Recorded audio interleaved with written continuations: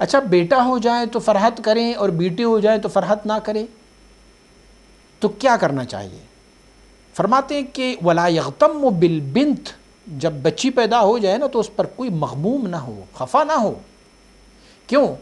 کہ اللہ رب العزت کی ارادے اور اللہ رب العزت کی صلاح مستور، پردہ ڈالا گیا، معلوم نہیں ہے۔ میرے حق میں بچیاں ہی بہتر رہی تھی، اسی لیے اللہ کریم نے مجھے بچیاں عنایت فرمائی۔ کیونکہ اللہ رب العزت، دیکھیں کوئی بندہ کسی کو تحفہ دے نا دنیاوی امور میں، تو وہ تحفہ ان کو اچھی نیت سے دیتا ہے نا۔ تو اللہ رب العزت جب تحفہ دے رہا ہے کسی بندے کو، تو اگر بچیاں دے تو اللہ کریم کا اس میں کوئی صلاح ہونا، کوئی اس میں کوئی چھپی ہوئی کوئی تاثیر ہو اللہ رب العزت کی طرف سے، تو اللہ نے اسی لیے ان کو بچی عنایت فرمائے۔ قد یکون الابن صالحا والبنت بخلافہ وقد یکون الامر بالعکس، کبھی یہ ہو سکتا ہے کہ بچہ صالح ہوتا ہے، بیٹی مل جائے تو وہ بدبخت ہو جاتی ہے، وہ گمراہ ہو جاتی ہے، اور کبھی یہ ہوتا ہے کہ بیٹیاں نیک ہو جاتی ہیں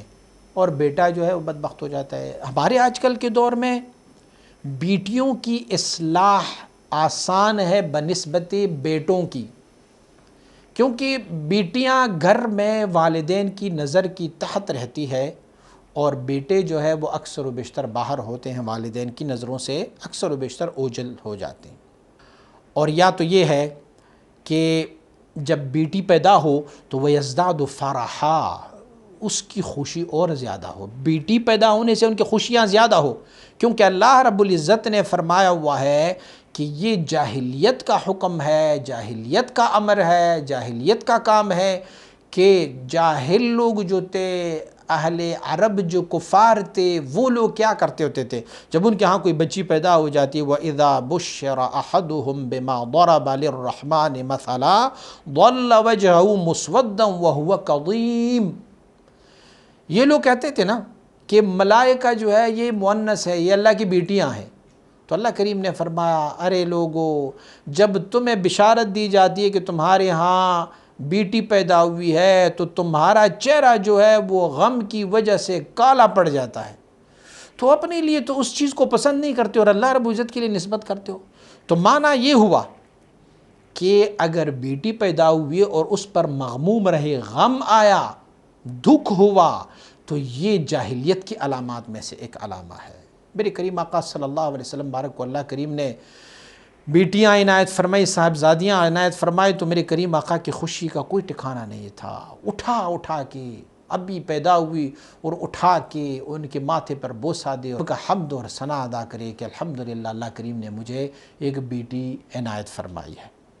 پھر میں بتاؤں گا کہ بیٹی کو بڑا کر کے ان کو تعلیم دے کے ان کو اچھی جگہ پر شادی کروا کے اجر اور ثواب کیا ملتا ہے۔ تو حدیث شریف میں ہے من خرج الى سوق من اسواق المسلمین ما فاشترى شيئا فحمله الى بيته فخص به الاناث دون الذكور نظر الله اليه ومن نظر الله اليه لم يعذبه،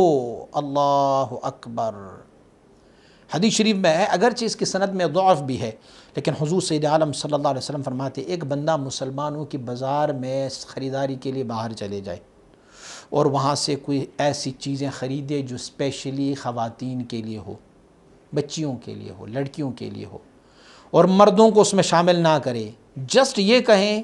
میں اپنی بیٹیوں کے لیے لے کے جا رہا ہوں، میں اپنی گھر والی کے لے کے جا رہا ہوں، میں اپنی بہنوں کے لیے لے کے جا رہا ہوں اس چیز کو، اور اس میں سے اپنے بیٹے بھائی وغیرہ کو یاد نہ کرے، جسٹ وہ اپنی خواتین کے لیے کوئی خریداری کرے، تو اللہ کریم اسے نظر رحمت سے دیکھتا رہتا ہے اس بندے کو، اور جس کو اللہ نظر رحمت سے دیکھے تو لم يعذبہ، اللہ کریم اسے عذاب نہیں دیتے۔